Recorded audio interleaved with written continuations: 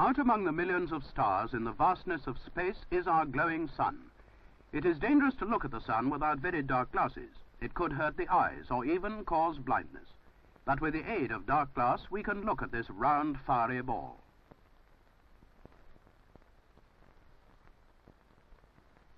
Scientists have devised special instruments to observe the seething hot gases on the surface of the sun, where the temperature is over 6,000 degrees centigrade, a temperature about 4 times hotter than we can obtain from burning coal. Exploding gases leap out from the surface of the sun for hundreds of miles, giving off heat waves, that is, waves of radiant energy in all directions.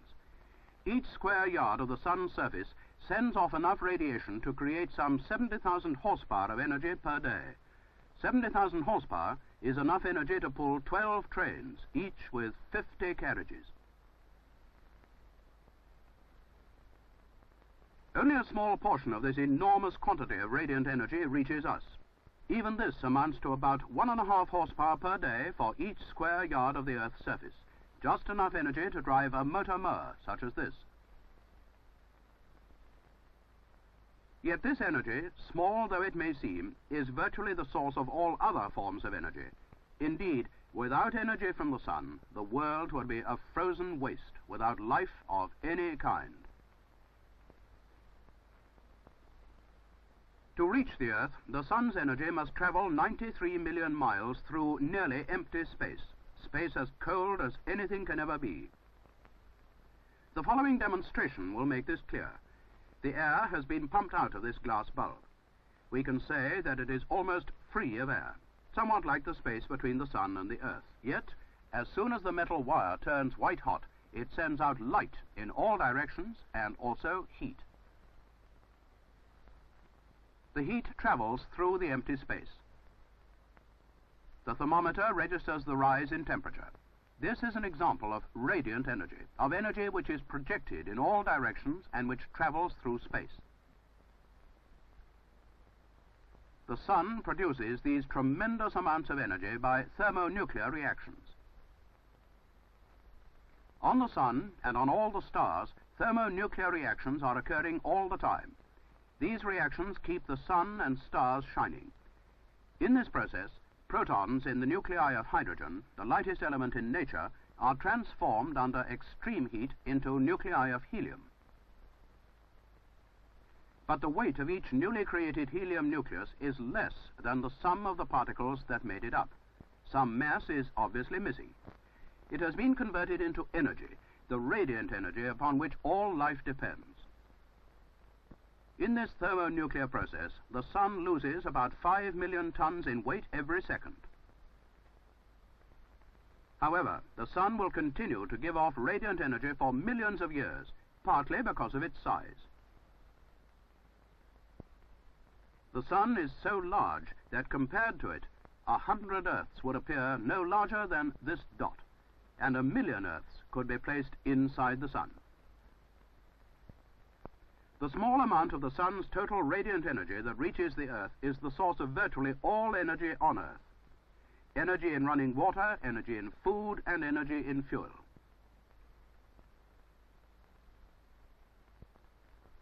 The sun's radiant energy warms the Earth and the atmosphere that surrounds it.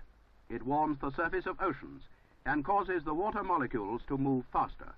Those at the surface break away and rise upward into the cooler regions of the atmosphere. There, the water molecules condense as drops and form clouds. Eventually, the drops fall back to Earth as rain or snow. In this way, the sun's energy sets in motion a great water cycle in nature. Millions of tons of rain and snow fall each year upon the land alone.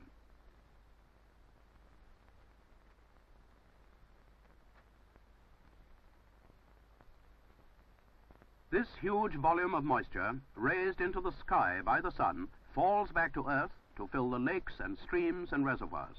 Thus, the water is supplied for the great dams and the tens of thousands of streams and waterfalls scattered over the Earth. So, by causing the great water cycle in nature, the sun is the source of energy in falling water, energy which turns the wheels of turbines and produces electricity for our homes and industry. The sun's rays warm the earth and its atmosphere and set air in motion, and moving air causes winds, another source of energy. The sun's rays warm the land and the air above it.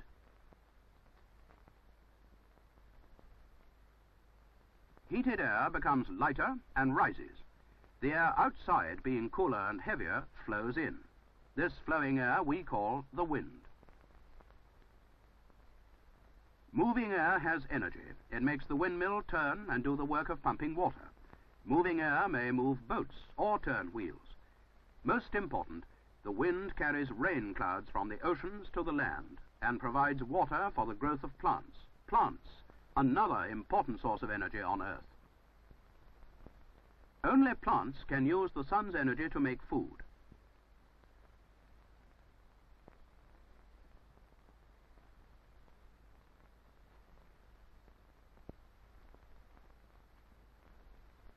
Let us imagine that these symbols represent carbon dioxide and water. When sunlight strikes the molecules in the leaf, in the presence of chlorophyll, the green substance in plants, the sun's energy causes the molecules to rearrange themselves. In this process, plants make sugar and starches out of water and carbon dioxide.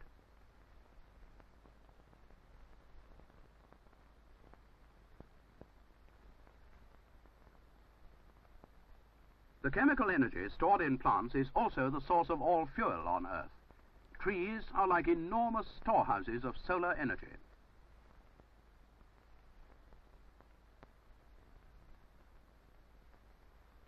When we burn wood, we release some of the solar energy that the plants have stored. Coal, gas, and oil are also products of the sun's energy. Millions of years before man appeared on Earth, forests grew tall and thick. Trees grew, died, and fell. New ones sprouted up and grew over them. All these plants, with the sun's energy stored in them, were covered over and pressed down into the earth until they turned into the dark, stone-like mineral we call coal.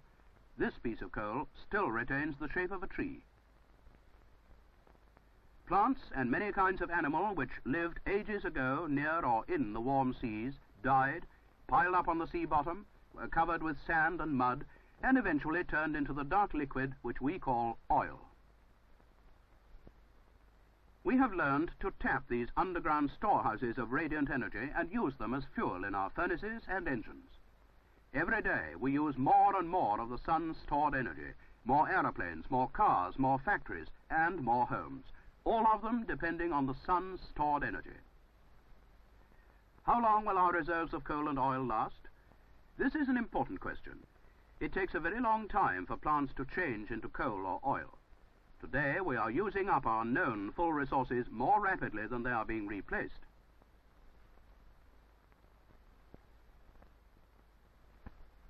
What then is the answer? Scientists are looking for it in the tremendous amounts of solar energy now going to waste without benefiting mankind. This man, for instance, is designing a so-called solar house, which will be heated by the sun's rays alone.